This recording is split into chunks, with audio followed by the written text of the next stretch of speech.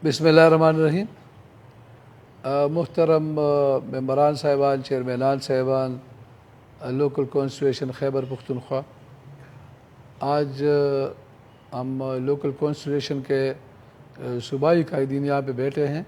हिमायतुल्लाह मायार सदर local council Khyber Pakhtunkhwa, Zeeshan Khan Marwat, इंतज़ार खलील, तारिक बाचा साहब, मियां महफूज़ुर्रहमान।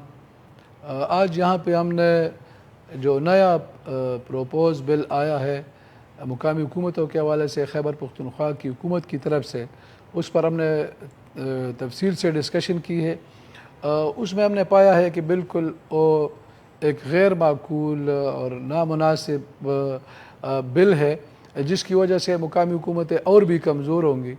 जिस तरह के मुकामी हुकूमतों के लोकल गवर्नमेंट एक्ट 2013 के एक्ट में तरामीम करके 2019 में उस एक्ट को कमज़ोर किया गया, मुकामी हुकूमतों के अहम टियर ज़िली हुकूमतों को ख़त्म किया गया। फिर उसमें 2021 में दोबारा अमेंडमेंट की गई, 2022 में अमेंडमेंट की गई, इस तरह अभी 2026 में की गई। तो इससे मुकामी हुकूमतों को कमज़ोर किया गया है। अभी जो ज़िली हुकूमतें बनेंगी उसके उनके पास सिर्फ कोऑर्डिनेशन और मॉनिटरिंग के इख्तियारात होंगे। इसका मतलब है कि जो ज़िला सतह पर इंतज़ामी इख्तियारात है और माली इख्तियारात है, और डिप्टी कमिश्नर और ज़िले अफसरान के पास रहेंगे। तो इससे मेरे ख़्याल में कोई भी मुकामी हुकूमत का कोई फ़ायदा नहीं होगा। इसी तरह जो तहसील के लेवल पर हमारे हुकूमतें हैं, अभी आपको पता है कि 4 साल पहले हमारी जो हुकूमत है 4 साल के लिए बनी थी। 2021 में इलेक्शन हुआ था और अभी 2026 मार्च में हमारा टाइम ख़त्म हो गया, दूसरे मरहले का जून 2026 में ख़त्म हो गया। तो उन 4 सालों में सूबाई हुकूमतें कोई एक दफ्तर भी तहसील के सतह पर इस्टेब्लिश नहीं किया था।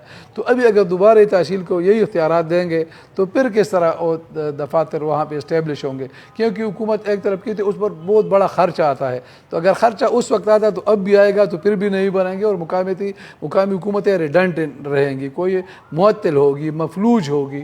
तो अभी भी ये जो एक्ट लाया गया है ये मफलूज मुकामी हुकूमतों के निज़ाम के लिए लाया गया है। तो हमने ये फ़ैसला किया कि इसको बिल्कुल हम रिजेक्ट करते हैं। इसमें जो इख्तियारात दिए गए हैं कि जो 203A कहते हैं या 25A कहते हैं, जो इख्तियारात है, तो उस वक्त वो मेयर और चेयरमैन कहते हैं।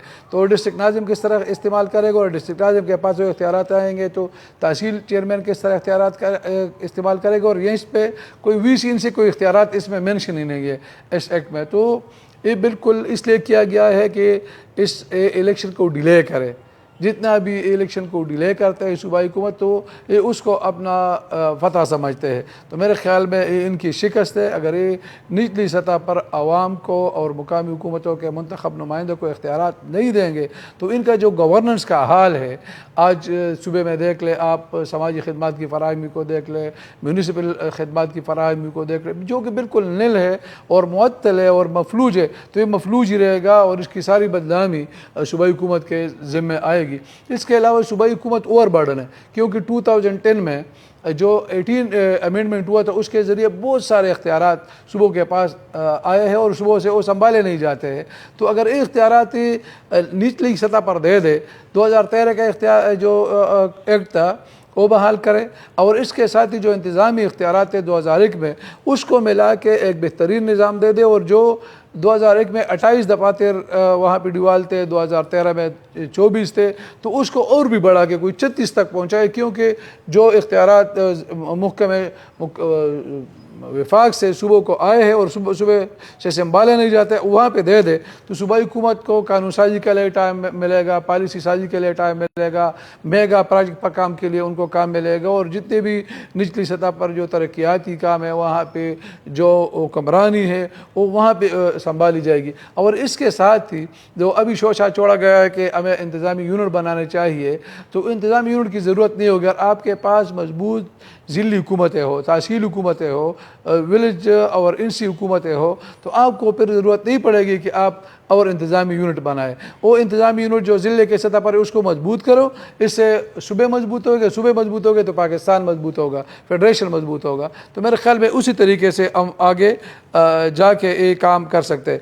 अभी जो हम वफाकी हुकूमत से और तमाम सियासी पार्टियों से मुतालबा करते हैं कि जो 28 अमेंडमेंट کنسٹیٹیوشن میں پروپوز ہے، اور اس میں یہ ہے کہ اس میں ایک چپٹر انسرٹ کرنا چاہیے پاکستان کے آئین میں لوکل گورنمنٹس پر، کہ اس میں لوکل گورنمنٹ کے رولز اور فنکشن ڈیفائن ہو، اس کا سٹرکچر ڈیفائن ہو، اس کا الیکشن ڈیفائن ہو، اور کوئی بھی حکومت اس طرح نہیں کرے کہ پھر دوبارہ ہمارے الیکشن وقت پر نہ ہو یا ہمارے اختیارات میں کوئی مداخلت کرے اور پاکستان کے لیول پر ایک صوبے میں ایک نظام ہو، دوسرے میں دوسرا ہو۔ نہیں، پاکستان میں یونیفائڈ نظام ہونا چاہیے لوکل گورنمنٹ کا، اور اس کا یونیفائڈ کے ساتھ ہی اس کا اختیار صوبائی حکومتوں کے پاس ہونا چاہیے۔ ہم یہی چاہتے ہیں کہ صوبائی سبجیکٹ اور صوبائی حکومتوں کے پاس اختیارات ہونا چاہیے۔ البتہ فنڈز کے حوالے سے NFC ایوارڈ سے ڈائریکٹ ضلعوں کو اور تحصیلوں کو میرا خیال میں فنڈ جانا چاہیے، تو اس کی ایک ایپ بنے گا کہ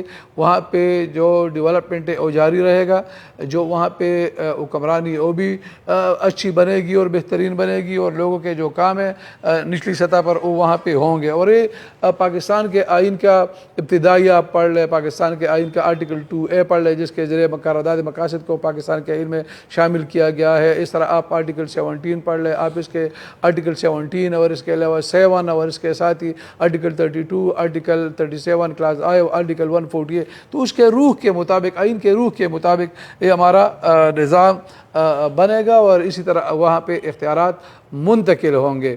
تو ہم صوبائی حکومت سے مطالبہ کرتے ہیں، اگر وہ مخلص ہے عوام کے ساتھ، تو مقامی حکومتوں کا الیکشن جلد از جلد کرانے کے لیے 2013 کا لوکل گورنمنٹ ایکٹ وہ بحال کرے، وہ بھی PTI حکومت نے بنایا تھا، اور اس کے ساتھ ہی انتظامی اختیارات کو 2001 سے لے کر اس میں شامل کرے، اور جو پہلے وارڈز تھے، یونین کونسل تھے، تحصیل اور ضلعی ممبر کے لیے وہ رکھے، وہی طرح اس میں کوئی امینڈمنٹ نہیں لانا پڑے، اور جو NCVC ہے اسی کے بنیاد پر کرے، تو میرے خیال میں اس میں ڈیلیمیٹیشن کی بھی کوئی ضرورت نہیں پڑے گی، اور الیکشن منعقد ہو سکیں گے۔ اگر ابھی اس ایکٹ کے ساتھ کرنا چاہتے ہیں کہ جو آبادی بڑھائی گئی ہے VC کی 25 سے 35,000 تک، اور جو NC کی ہے 30,000 سے 40,000 تک کو الیکشن کمیشن کو اختیار دیا گیا ہے 10% ویریشن کا، تو میرے خیال میں اس پر ٹائم زیادہ لگے، کیونکہ پہلے تو آپ کو اس کو نوٹس دینا پڑتا ہے 1 مہینے کے لیے، پھر آپ نے پریلیمنری لسٹ بنانے ہوتے ہیں ڈیلیمیٹیشن کے ذریعے حلقوں کے، اس پر 1 مہینہ لگتا ہے، پھر 1 مہینہ آبجیکشن کے لیے دینا پڑتا ہے، پھر حتمی لسٹ آ جاتی ہے،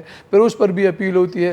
تو میرے خیال میں یہ بڑا ایک ایکسرسائز ہے، اور اس ایکسرسائز سے ٹائم ضائع ہوگا۔ آلریڈی حکومت کو چاہیے تھا کہ جو الیکشن ایکٹ 2017 ہے اس کے سیکشن 219 سب سیکشن 4 کے تحت 120 ڈیز میں الیکشن ان کو کرنا چاہیے تھا۔ 15 مارچ 2026 کو ہمارا ٹائم ختم ہوا ہے، تو 15 جولائی تک ان کو الیکشن کرنے چاہیے تھے پہلے مرحلے کے، جو 20 جون 2026 کو دوسرے مرحلے کا ٹائم ختم ہوتا ہے، ان کا بھی 120 ڈیز میں ابھی تک ان کا بھی الیکشن کا شیڈول آنا چاہیے تھا۔ تو میرے خیال میں آلریڈی پاکستان کی جو الیکشن کمیشن آف پاکستان ہے اور جو ہماری صوبائی حکومت ہے، یہ مسلسل پاکستان کے الیکشن ایکٹ کی خلاف ورزی کر رہے ہیں، پاکستان کی آئین کی خلاف ورزی کر رہے ہیں۔